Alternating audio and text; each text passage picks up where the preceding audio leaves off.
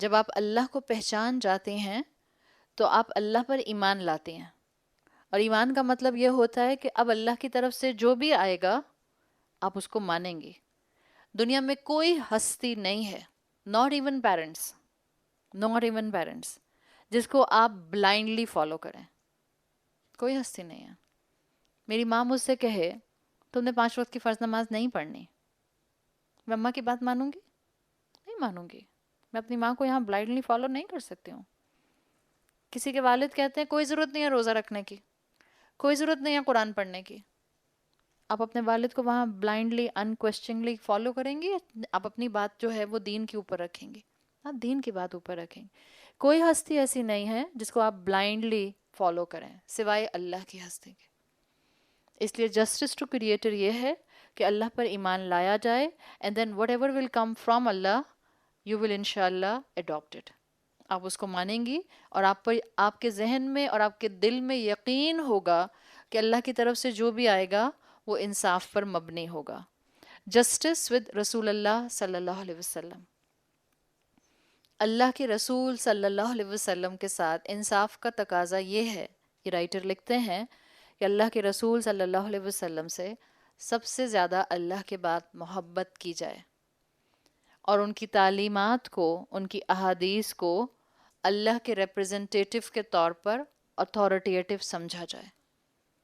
یعنی جب کوئی چیز سنت سمجھ کر یا سنت بتا کر آپ کی طرف فارورڈ کی جائے تو صرف یہ نہیں کہا جاتا اس طرح سے کہ کیا ہو گیا، فرض تھوڑی ہے، سنت ہے، بلکہ اس کو آپ نے لیجسلیٹو پاورز کے اندر رکھنا ہے، آپ نے اس کو اتھارٹیٹیو پاور تک رکھنا ہے۔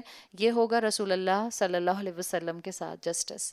جسٹس فار ون سیلف، اپنے ساتھ انصاف کیسے کیا جاتا ہے؟ اپنی جسم، اپنے روح اور اپنے انٹلیکچوئل بینگ کو حفاظت کے ساتھ رکھنا، جس کا جو حق ہے وہ اس کو دے دینا۔ ان تینوں میں سے کسی کو بھی ڈپرائیو نہیں کرنا، نہ عقل کو ڈپرائیو کرنا، نہ جسم کو ڈپرائیو کرنا، نہ روح کو ڈپرائیو کرنا۔ تینوں میں عدل، تینوں میں بیلنس مینٹین کرنا۔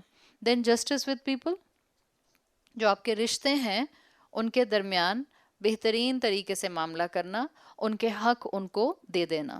اور پھر فائنلی جسٹس ود پیپل میں یہ لکھتے ہیں جسٹس ود انٹائر ہیومینٹی بھی آ جاتا ہے۔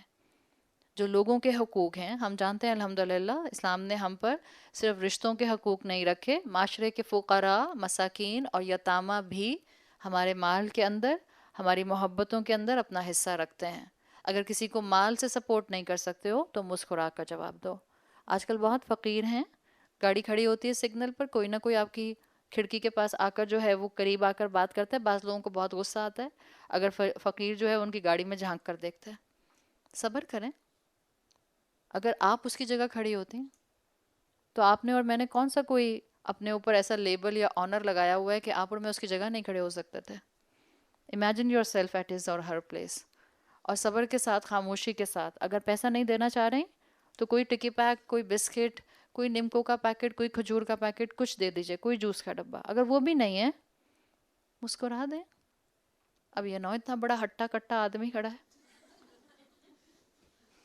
اور آپ کے ہاں تو عائشہ نے تو کہا تھا مسکرانا ہے۔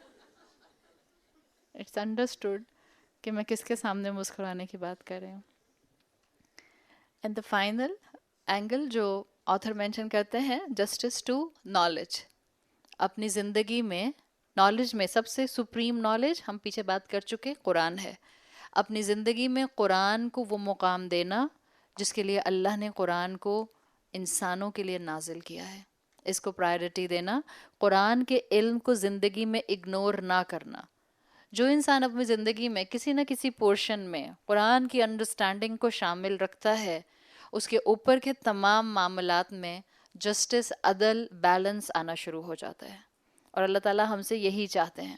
حدیث قدسی میں آتا ہے، صحیح مسلم میں یہ حدیث قدسی آتی ہے۔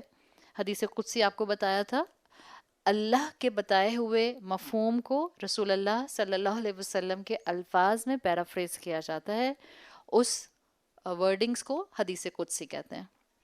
صحیح مسلم میں آتی ہے، آپ صلی اللہ علیہ وسلم نے بتایا، اللہ تعالیٰ فرماتے ہیں، یا عبادی، اے میرے بندو، انی حرمت الظلم علی نفسی، میں نے اپنے اوپر ظلم کرنے کو حرام کر لیا ہے، پروہیبٹڈ رکھا ہے. وَجَعَلْتُهُ بَيْنَكُمْ مُحَرَّمًا، اور میں نے تمہارے آپس میں یعنی تمہارے درمیان بھی اس ظلم کرنے کو فوربڈن رکھا ہے، منع کر دیا ہے. فَلَا تَظَالَمُوا، so do not oppress one another.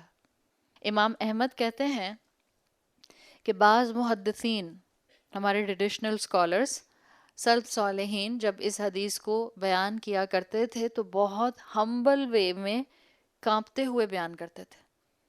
ہم سب یہاں جتنی بھی خواتین بیٹھی ہیں یا جو بھی اس کو سنیں گی، ہم میں سے کوئی انسان یہ کلیم نہیں کر سکتا کہ میں نے کبھی کسی کے ساتھ ظلم نہیں کیا. کوئی بھی کلیم نہیں کر سکتا.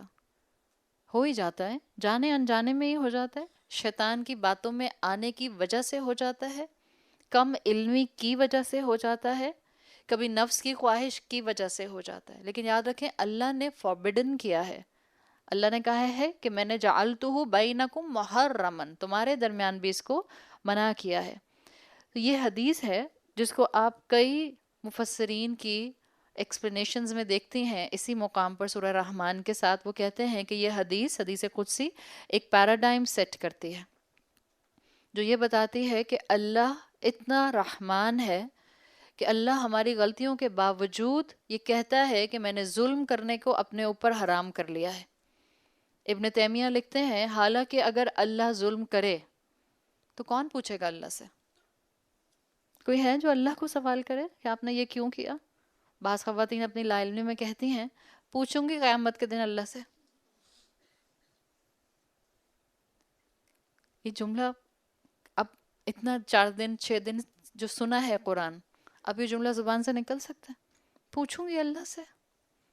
وہ دن جس دن قرآن میں آتا ہے کہ وہ وقت جس وقت پوری ہیومینٹی کی گیدرنگ ہوگی اور کوئی آواز نہیں ہوگی، پن ڈراپ سائلنس الا ہمسا، سوائے ہمس کے خسر پسر ہو رہی ہوگی.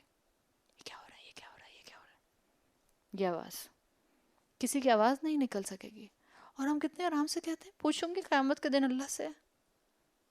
مسلمان مومن اپنے جملوں میں، اپنی اپروچ میں، اپنے ایٹیٹیوڈ میں بہت کیئرفل ہوتا ہے، اور جو کیئرفل لوگ ہوتے ہیں وہی ظلم کرنے سے بچ جاتے ہیں.